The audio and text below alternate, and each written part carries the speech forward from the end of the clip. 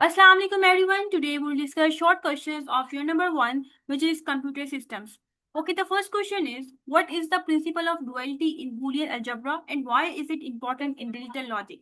सबसे पहले हमें एक्सप्लेन करना है कि प्रिंसिपल ऑफ डुअलिटी होता क्या है बूलियन अलजेब्रा में और ये क्यों इंपॉर्टेंट होता है डिजिटल लॉजिक्स में। ओके, अब बूलियन ऑफ डुअलिटी होता क्या है कि जो बूलियन एक्सप्रेशंस हैं उनकी टू फॉर्म्स होती हैं। ठीक है, डुअल फॉर्म मतलब टू फॉर्म्स होती हैं और वो किस तरह से टू फॉर्म्स आती हैं, जैसे कि यहाँ पे लिखा है it is obtained by replacing and with or and zero with one and vice versa. वो ये क्या चाह रहे हैं कि जो हमारे पास बूलियन एक्सप्रेशन है, फॉर एग्जांपल एक हमारे पास बूलियन एक्सप्रेशन है A and one equal to A. अब जब हम इसके ऊपर प्रिंसिपल ऑफ डुअलिटी अप्लाई करेंगे तो जो हमारे पास न्यू एक्सप्रेशन आएगी वो किस तरह से आएगी कि यहाँ पे जो हम लोगों ने एंड ऑपरेटर यूज किया है वो रिप्लेस हो जाएगा और ऑपरेटर के साथ, और जैसे कि यहाँ पे वन यूज हो रहा है तो वो रिप्लेस हो जाएगा जीरो के साथ और वो भी ए के इक्वल होगा।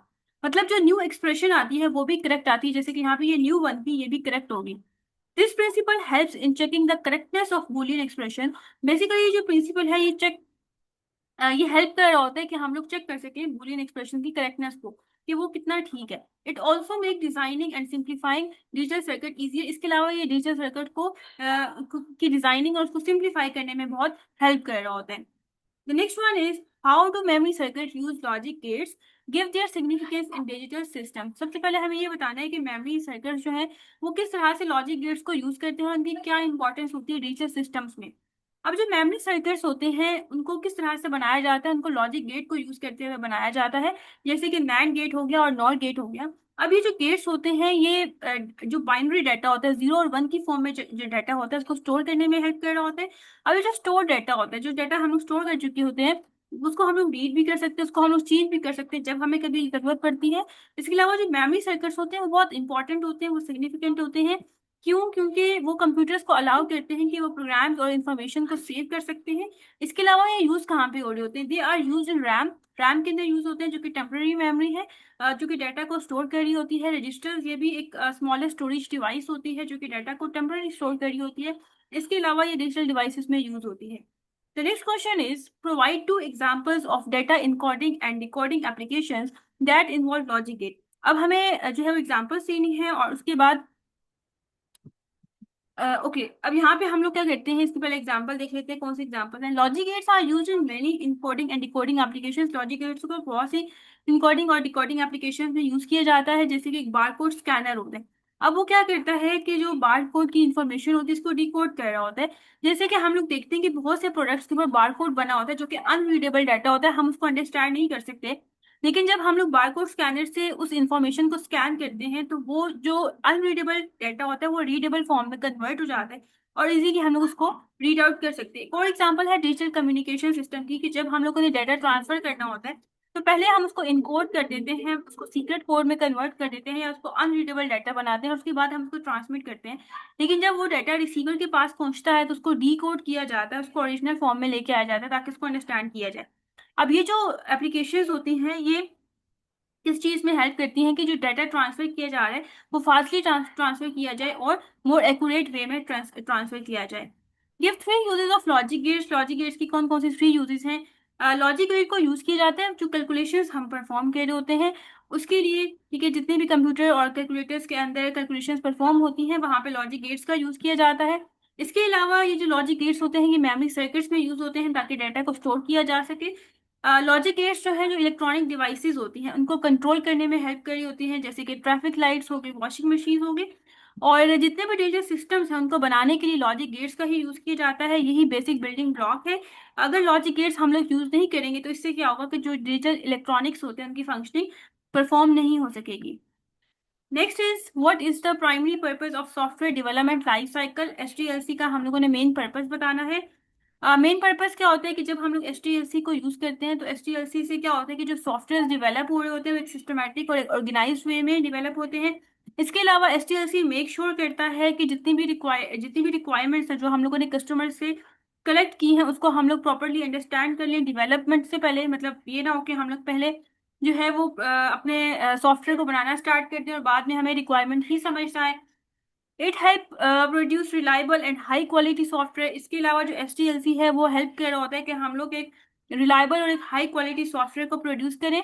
एसटीएलसी क्या करता है टाइम और कॉस्ट को सेव कर रहा होता है, ताकि जो है वो कम से कम एरर्स आए। ठीक है, जब हम लोग HTLC को फॉलो करते हैं तो इससे क्या होता है कि हर चीज़ एक सिस्टमैटिक वे में चल रही होती है, एक स्टेप बाय स्टेप हर चीज़ चल रही होती है, तो वहाँ पे एरर्स आने के चांसेस बहुत कम होते हैं। इसके अलावा जो HTLC है, क्लियर प्लान आपको प्रोवाइड करता है, गाइडलाइन प्रोवाइड करता है या एक रोड मैप प्रोवाइड करता है कि किस तरह से आपने स्टेप बाय स्टेप सॉफ्टवेयर को डेवलप करना है। नेक्स्ट के डिफरेंट फेजेस बताने हैं हमें HTLC के, जैसे कि फर्स्ट फेज है defining the problem, second phase है प्लानिंग, थर्ड फेज है feasibility study, next is analysis, design, development, testing, verification, development and maintenance. Okay, ये सब जो है, सॉरी, ये डिप्लॉयमेंट है, डिप्लॉयमेंट एंड मेंटेनेंस, ये सब इसके फेजेस हैं। हर फेज का अपना एक स्पेसिफिक पर्पज होता है। Together these phases help develop software successfully. ठीक है, जब हम लोग इन सब फेजेस को सक्सेसफुली कंप्लीट कर लेते हैं, इन सब फेजेस को हम लोग जो है वो परफॉर्म कर लेते हैं, तो लास्ट में हमारे पास एक सक्सेसफुल सॉफ्टवेयर आ जाता है। अब ये जो फेजेस होते हैं, ये सॉफ्टवेयर की क्वालिटी को इम्प्रूव करने में बहुत हेल्प करते हैं। Next is why is feasibility study important in HTLC। HTLC में क्यों फिजिबिलिटी स्टडी इंपॉर्टेंट होता है, इसके रीजन बतानी है। फिजिबिलिटी स्टडी जो है वो चेक कर रहा होता है कि क्या जो हमारा सॉफ्टवेयर प्रोजेक्ट है वो कंप्लीट हो सकता है या नहीं हो सकता। इसके अलावा ये हेल्प कर रहा होता है कि हम लोग एस्टिमेट लगा सके कॉस्ट, टाइम और रिक्वायर्ड रिसोर्सेज, कि जो हम लोग सॉफ्टवेयर बनाने जा रहे हैं उसके ऊपर कितने पैसे इन्वेस्ट करने पड़ेंगे, कितना हमें टाइम रिक्वायर्ड है, और इसके अलावा कितने हमें रिसोर्सेज रिक्वायर होंगे। It identify possible risk before development start, मतलब अभी हम लोग जो है वो सॉफ्टवेयर को बनाना स्टार्ट नहीं करते, उससे पहले ही हमें बता देते हैं कि कौन कौन से आगे रिस्क आ सकते हैं। It also check whether the project is technically and financially possible. इसके अलावा ये हमें बताता है कि क्या प्रोजेक्ट टेक्निकली पॉसिबल है, क्या जो हमारे पास स्टाफ है क्या उसके पास इतने स्किल्स हैं कि वो इस सॉफ्टवेयर को डेवलप कर सके, या हमारे पास इतने पैसे हैं, फाइनेंशियली पॉसिबल है ये सॉफ्टवेयर या नहीं। This help organization avoid wasting time and money. इसके अलावा क्या होता है कि जब हम लोग फिजिबिलिटी स्टडी करते हैं तो उससे जो हमारा टाइम है वो सेव हो जाता है, ठीक है, हमारे पैसे भी बच जाते हैं, क्योंकि हमें आइडिया हो जाता है कि क्या हम लोग इस प्रोजेक्ट को आगे फ्यूचर में कंप्लीट कर सकते हैं या नहीं। ये ना हो कि हम लोग स्टार्टिंग में डेवलपमेंट स्टार्ट कर दें और बीच में आके हमें पता चले कि नहीं, ये तो टेक्निकली पॉसिबल नहीं है कि हम इसको बना सकें, ठीक है, इसमें ये एरर्स आ रहे हैं, फाइनेंशियली पॉसिबल नहीं है। Next is how does the design phase contribute to the development of a software system. इसके अलावा जो डिजाइन फेज होता है वो किस तरह से डेवलपमेंट में हेल्प करता है। डिजाइन फेज क्या करते हैं कि आपको ब्लूप्रिंट क्रिएट करके देता है या एक रोड मैप क्रिएट करके देता है कि किस तरह से आपने सॉफ्टवेयर को बनाना है, उसका डिजाइन कैसा होगा, उसका स्ट्रक्चर कैसा होगा, डाटा किस तरह से फ्लो करेगा, ठीक है, डाटा उसमें किस तरह से मूव करेगा, यूजर इंटरफेसेस कैसे होंगे, यूजर किस तरह से सॉफ्टवेयर के साथ इंटरेक्ट करेगा। इसके अलावा क्या है, it help developers understand how the software should work. इसके अलावा डेवलपर्स को समझ आ रहा होता है कि किस तरह से जो हमारा सॉफ्टवेयर है वो काम करेगा। A good design make code easier and reduce mistakes. अब देखिए, ज्यादा फोकस क्यों किया जाता है डिजाइनिंग की तरफ, क्योंकि इससे क्या होता है कि जो हम लोग कोडिंग कर रहे होते हैं, जो डेवलपमेंट फेज होता है वो बहुत ईजी हो जाता है और हमारी मिस्टेक्स बहुत कम आती है। It also improve the quality and performance of the final software. इसके अलावा क्या होता है कि जो सॉफ्टवेयर की क्वालिटी होती है, जो परफॉर्मेंस होती है, वो भी इम्प्रूव हो रही होती है। The next is what is the significance of testing verification in HTLC। अब हमें इंपॉर्टेंस बतानी होती है कि जब हम एक सॉफ्टवेयर को डेवलप कर लेते हैं, डेवलपमेंट के बाद हम टेस्टिंग करते हैं। हाँ, टेस्टिंग का क्या मतलब है, हम लोग चेक करते हैं कि जो सॉफ्टवेयर हम लोगों ने बिल्ड किया है क्या वो बिल्कुल ठीक तरीके से वर्क कर रहा है या नहीं, या जितनी भी रिक्वायरमेंट कस्टमर ने हमें कहा था कि ये फीचर्स आपने ऐड करने हैं, क्या वो सब हम लोगों ने ऐड किया है और बिल्कुल करेक्टली परफॉर्म हो रहे हैं या नहीं हो रहे। तो अब हमने इस फेज की इंपॉर्टेंस बतानी है। Testing checks whether the software work correctly according to the requirements, क्या जो हमारा सॉफ्टवेयर है वो बिल्कुल रिक्वायरमेंट्स के अकॉर्डिंग वर्क कर रहा है या नहीं कर रहा। It help find and remove errors before a software is release, कि सॉफ्टवेयर को डिप्लॉय करने से पहले, उसको रिलीज करने से पहले, उसको कस्टमर को हैंड ओवर करने से पहले हम लोग चेक कर लें कि क्या क्या इसमें एरर्स आ रहे हैं, ताकि हम उसको पहले से ही फिक्स कर लें। Testing improve software quality and reliability. इसके अलावा जो टेस्टिंग होती है वो सॉफ्टवेयर की क्वालिटी और रिलायबिलिटी को इंप्रूव करता है। It ensures that user receive a stable and secure application, कि जो एप्लीकेशन या जो सॉफ्टवेयर हम लोग कस्टमर को हैंड ओवर करने जा रहे हैं वो बिल्कुल स्टेबल होना चाहिए, सिक्योर होना चाहिए, ताकि जो उसकी फ्यूचर मेंटेनेंस कॉस्ट है वो कम से कम हो। क्योंकि अगर हम लोग एक दफा कस्टमर को हैंड ओवर कर देंगे सॉफ्टवेयर, उसके बाद कोई एरर्स आएंगे तो ऑब्वियसली उन एरर्स को फिक्स कराने के लिए बहुत सी कॉस्ट उसको इन्वेस्ट करनी पड़ सकती है।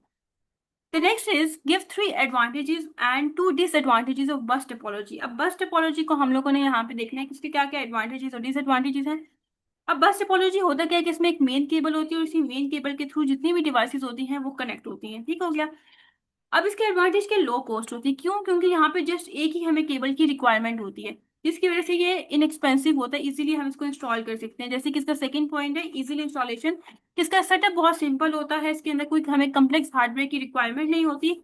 और ये किसके लिए सूटेबल है, ये नेटवर्क किसके लिए बेस्ट है, जो स्मॉल ऑफिस होते हैं, क्लासरूम्स के लिए, जहाँ पे नंबर ऑफ डिवाइसेस बहुत कम होती है, उस सिनेरियो के लिए ये बहुत बेस्ट होता है। लेकिन डिसएडवांटेजेस क्या है, क्योंकि ये जो मेन केबल है यही बैकबोन है, इसी के थ्रू डाटा ट्रांसफर होता है। अगर यही जो मेन केबल है ये इसके अंदर कोई प्रॉब्लम आ जाता है, ये डैमेज हो जाती है, डिस्कनेक्ट होती है, जो पूरा का पूरा नेटवर्क है वो क्या होगा, वो फेल हो जाएगा। रिड्यूस परफॉर्मेंस, मतलब जैसे जैसे हम लोग इसके अंदर और डिवाइसेस ऐड करते जाएंगे तो ये जो नेटवर्क है वो स्लो होता जाता है, जिसकी वजह से इसकी जो परफॉर्मेंस होती है वो रिड्यूस होती है। जैसे आप देखते हो कि आपके घर में इंटरनेट लगा होता है और अगर ज्यादा डिवाइसेस कनेक्ट कर लेते हैं तो जो इंटरनेट की स्पीड है वो कम हो जाती है। यहाँ पे भी ऐसे ही होता है। Okay, how does mesh topology provide redundancy in network communication. Redundancy का मतलब ये होता है कि आपके पास मल्टीपल पाथ्स हों डाटा ट्रांसफर करने के लिए, ठीक है। तो अब यहाँ पे मेश टोपोलॉजी में होता क्या है कि यहाँ पे मल्टीपल डिवाइसेस होती हैं, जैसे कि फॉर एग्जांपल एक हमारे पास नेटवर्क है, इसके अंदर 4 डिवाइसेस हैं। ये 4 डिवाइसेस सब एक दूसरे के साथ कनेक्ट होंगे, जैसे ये डिवाइस इसके साथ भी कनेक्ट है, ये डिवाइस इसके साथ भी कनेक्ट है, ये डिवाइस इसके साथ भी कनेक्ट है। सिमिलरली अब ये डिवाइस इसके साथ भी कनेक्ट होगी, ये डिवाइस, मतलब जितनी भी डिवाइसेस होती हैं सब एक दूसरे के साथ कनेक्टेड होती है, जिसकी वजह से रिडंडेंसी आती है। रिडंडेंसी मतलब मल्टीपल देखिए पास होते हैं डाटा को ट्रांसफर करने के लिए।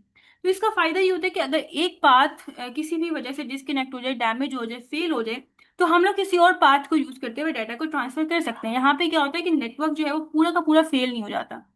In mesh topology, every device is connected to a multiple other devices. If one connection fail, data can travel to another path। ठीक है, अगर एक जो है वो कनेक्शन फेल हो जाता है तो हम लोग किसी और पाथ के थ्रू डाटा को ट्रांसफर कर सकते हैं। इससे क्या होता है कि आपको एक बैकअप कम्युनिकेशन मिल रही होती है कि अगर एक में कोई मसला है तो आपके पास एक बैकअप हो, एक और आपके पास रास्ता हो कि मतलब डाटा ट्रांसफर करने के लिए। इससे क्या होता है कि आपका नेटवर्क फेल नहीं होता और इससे रिलायबिलिटी भी इंक्रीज होती है। रिलायबिलिटी का मतलब ये होता है कि अगर एक जगह में कोई इशू आ भी गया तो इससे बाकी नेटवर्क के ऊपर कोई इफेक्ट ना नहीं होना चाहिए। फॉल्ट टॉलरेंस होते हैं, इजीली फॉल्ट को बर्दाश्त कर सकता है, इस वजह से मेश टोपोलॉजी को इंपॉर्टेंट नेटवर्क्स में यूज किया जाता है। The next question is compare and contrast horizontal scalability and vertical scalability in cloud computing। अब horizontal scalability और vertical scalability में क्या डिफरेंस है। horizontal scalability में क्या होता है कि हम लोग इस नेटवर्क के अंदर मल्टीपल सर्वर्स या मल्टीपल आप ये कह सकते हो जो वर्चुअल मशीन्स होती हैं वो ऐड कर सकते हैं। जैसे फॉर एग्जांपल हमारा जो नेटवर्क है वो स्लो हो रहा है तो उसके अंदर हम लोग 4 सर्वर्स और ऐड कर देंगे, जिससे क्या होगा कि उसकी परफॉर्मेंस बेहतर हो जाएगी। लेकिन वर्टिकल स्केलेबिलिटी में क्या होता है कि इसमें हम लोग नंबर ऑफ डिवाइसेस या नंबर ऑफ सर्वर्स या नंबर ऑफ वर्चुअल मशीन्स को हम लोग ज्यादा नहीं करते। लाइक अगर 4 सर्वर्स हमारे पास यहाँ पे इस सिस्टम के अंदर एग्जिस्ट करते हैं तो 4 ही होंगे। जस्ट हम लोग क्या करेंगे, उसको अपग्रेड कर देंगे, लाइक उनकी रैम वगैरह ज्यादा कर देंगे, उनकी सीपीयू को जो है वो अपग्रेड कर देंगे। Horizontal scalability large scale systems के लिए होता है, ठीक है, इसके लिए बेस्ट होता है। लेकिन जो वर्टिकल स्केलेबिलिटी है ये स्मॉल टू मीडियम सिस्टम्स के लिए ही बेस्ट होता है। इसके अलावा हॉरिजॉन्टल स्केलेबिलिटी में फ्लेक्सिबिलिटी ज़्यादा होती है, मतलब अगर हमारे पास वर्कलोड ज़्यादा हो रहा है तो हम लोग क्या करते हैं, नंबर ऑफ डिवाइसेस को ज़्यादा करते हैं, जिससे इजीली जो वर्कलोड होता है वो मैनेज हो जाता है। लेकिन वर्टिकल स्केलेबिलिटी में क्या होता है कि यहाँ पे जब वर्कलोड ज़्यादा होता है तो देखिए एक लिमिट होती है हर हार्डवेयर की कि उसको हम लोग कितना अपग्रेड कर सकते हैं। जैसे हम लोग जो है वो पहले हमारे 8 रैम थी, तो फिर हम लोगों ने उसको 16 कर दिया, फिर 32 कर दिया। अब इससे ज़्यादा तो हम लोग नहीं कर सकते ना, या 64 कर देंगे, मतलब एक लिमिट है, उसके बाद तो हम ज्यादा नहीं कर सकेंगे। तो फिर अगर वर्कलोड और ज्यादा आ रहा है तो फिर हम लोग क्या करेंगे। तो इसलिए ये बहुत बड़े बड़े सिस्टम्स के लिए सूटेबल नहीं होता, just small to medium systems के लिए ही बेहतर होता है। जैसे कि सिंपलर टू इम्प्लीमेंट, ठीक है, ये इसको इम्प्लीमेंट करना ईजी होता है और लेकिन क्योंकि अब हार्डवेयर की एक लिमिट होती है, उसके बाद जो है ये वर्कलोड को और बर्दाश्त नहीं कर सकता। Define cyber security also give its significance in today's interconnected world. Cyber security क्या होता है, बेसिकली एक ऐसा प्रोसेस है जिसके अंदर हम लोग कंप्यूटर्स को, नेटवर्क्स को, डाटा को साइबर अटैक से प्रोटेक्ट कर रहे होते हैं। इसकी इंपॉर्टेंस क्या होती है, ये जो हमारी पर्सनल इंफॉर्मेशन होती है, बिजनेस से रिलेटेड इंफॉर्मेशन होती है, इसको प्रोटेक्ट करता है। इसके अलावा जो हैकर्स होते हैं, मालवेयर, डेटा थेफ्ट से हमें बचा रहा होता है साइबर सिक्योरिटी। इसके अलावा आप ये कह सकते हो कि मेक श्योर करता है कि जो भी हमारी कम्युनिकेशन हो रही है, ऑनलाइन कम्युनिकेशन हो रही है, कोई हम लोग ट्रांजेक्शन्स कर रहे हैं, पैसे एक दूसरे की तरफ ट्रांसफर कर रहे हैं, उसको सिक्योर बनाता है। फिर जो हमारी प्राइवेसी होती है, डाटा सिक्योरिटी होता है, उसको मेंटेन कर रहा होता है। और जो साइबर सिक्योरिटी है वो इंडिविजुअल्स के लिए भी, मतलब सिंगल यूजर्स के लिए भी बहुत बेस्ट है, बिजनेसेस के लिए भी और ऑर्गेनाइजेशंस के लिए भी। The next is name 3 common types of cyber security threats. ये जो साइबर सिक्योरिटी थ्रेट्स हैं उनकी आपने टाइप्स बतानी है।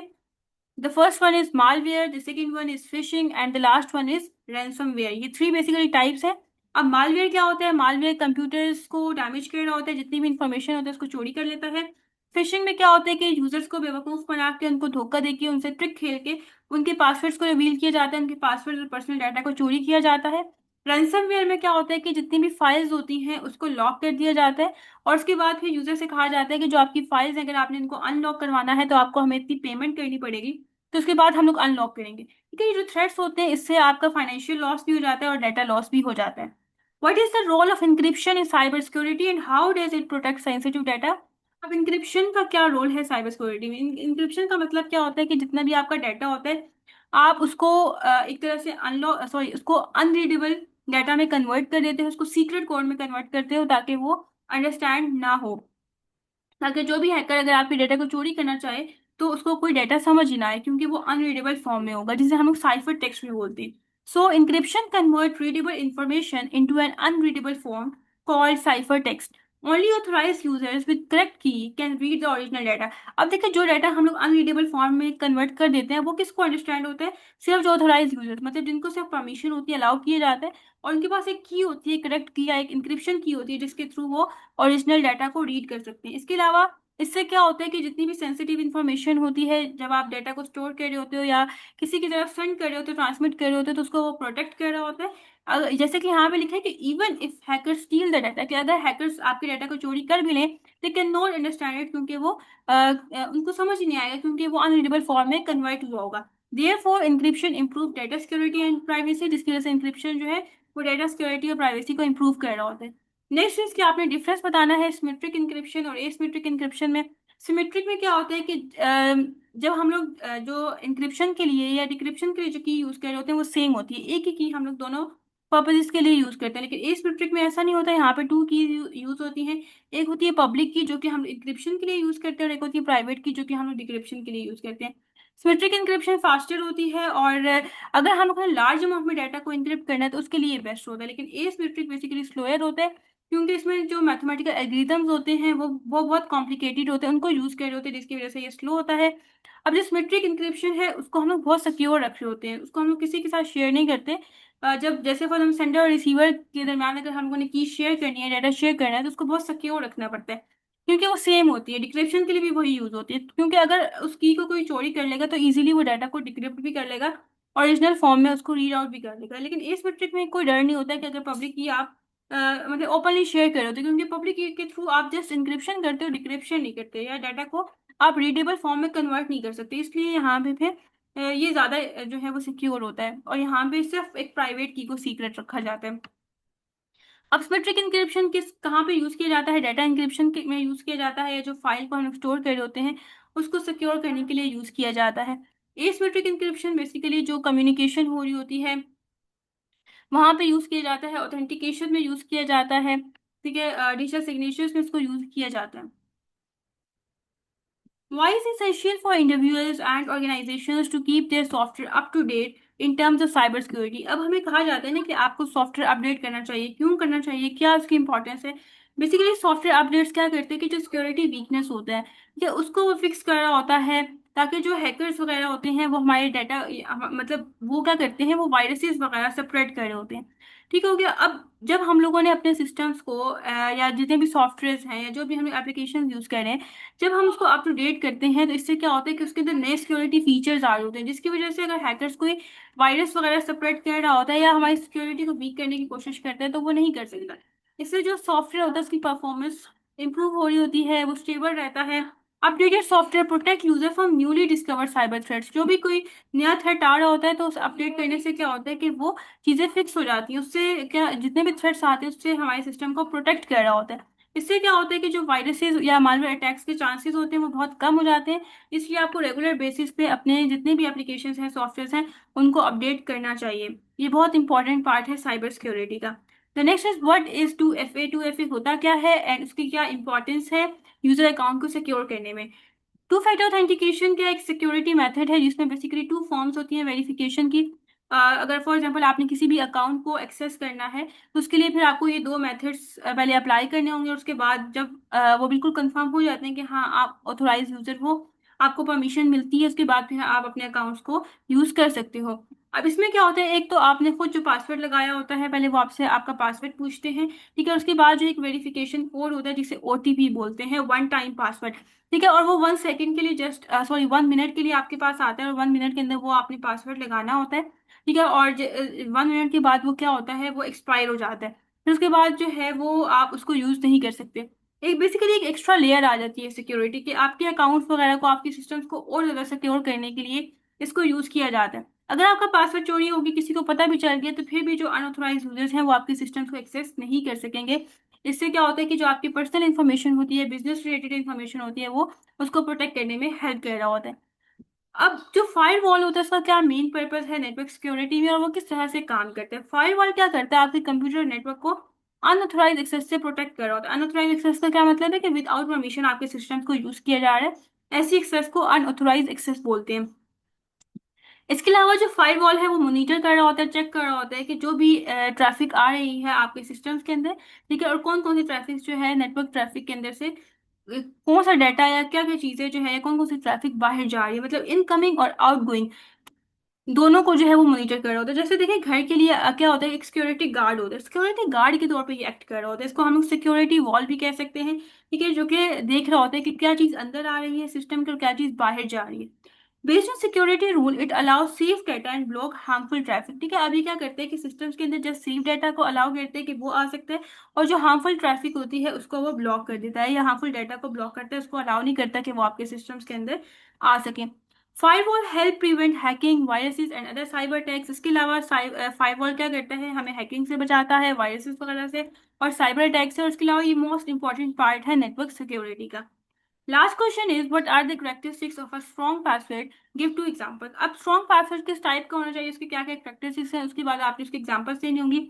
स्ट्रॉन्ग पासवर्ड आपका लॉन्ग होना चाहिए, ठीक है, यूनिक होना चाहिए, डिफरेंट होना चाहिए, और डिफिकल्ट टू गेस होना चाहिए। मतलब ऐसा पासवर्ड आपको नहीं लगाना चाहिए कि कोई भी इजीली उस पासवर्ड को गेस कर सके। इसके अलावा जो आप क्या कहते हैं पासवर्ड यूज कर रहे होते हैं, उसके अंदर आपको अपर केस लेटर्स, मतलब जो कैपिटल लेटर्स होते हैं, लोअर केस लेटर्स मतलब जो स्मॉल लेटर्स होते हैं, इसके अलावा नंबर और स्पेशल सिंबल्स का यूज करना होता है। स्पेशल सिंबल्स के अंदर बेसिकली एट द रेट आ जाता है, हैश आ जाता है, डॉलर साइन आता है, परसेंटेज आता है। इसी तरह से डिफरेंट जो है वो चीजें आ रही होती हैं। अब जो पर्सनल इन्फॉर्मेशन होती है जैसे कि नेम या बर्थडेज वगैरह, उससे उससे आपको अवॉइड करना चाहिए, क्योंकि वो फौरन से कोई भी गेस कर सकता है। जो स्ट्रॉन्ग पासवर्ड होते हैं उससे क्या होता है कि जो अनऑथराइज एक्सेस का रिस्क होता है, ठीक है, उसका जो डर होता है कि कोई भी हमारे सिस्टम्स वगैरह को विदाउट परमिशन यूज कर सकता है, वो कम हो जाता है। अब आगे जो स्ट्रॉन्ग पासवर्ड के एग्जांपल्स हैं, जैसे कि देखिए यहाँ पे एक पासवर्ड लिखा हुआ है, इसके अंदर आपके पास अपर केस लेटर भी आ रहा है, इसके अंदर आपके पास स्पेशल सिंबल भी आ रहा है, ठीक है। फिर इसके बाद एक लोअर केस लेटर भी आ रहा है, नंबर्स भी आ रहे हैं, फिर यहाँ पे एक स्पेशल सिंबल आ गया है, फिर यहाँ पे अपर केस लेटर आ गए, यहाँ पे लोअर केस, सब मिक्स करके जो है वो आपने एक स्ट्रॉन्ग पासवर्ड अप्लाई करना होता है, इंप्लीमेंट करना होता है अपने सिस्टम्स में। इसी तरह से एक और यहाँ पे एग्जाम्पल लिखी हुई है। यहाँ पे शॉर्ट क्वेश्चन एंड हो गए हैं। आई होप तो आज के लेक्चर आपको समझ आया होगा। इन केस पे भी कोई क्वेरी है तो आप कमेंट सेक्शन में पूछ सकते हैं। इंशाल्लाह नेक्स्ट नेक्स्ट लेक्चर में हम लोग लॉन्ग क्वेश्चंस को स्टार्ट करेंगे।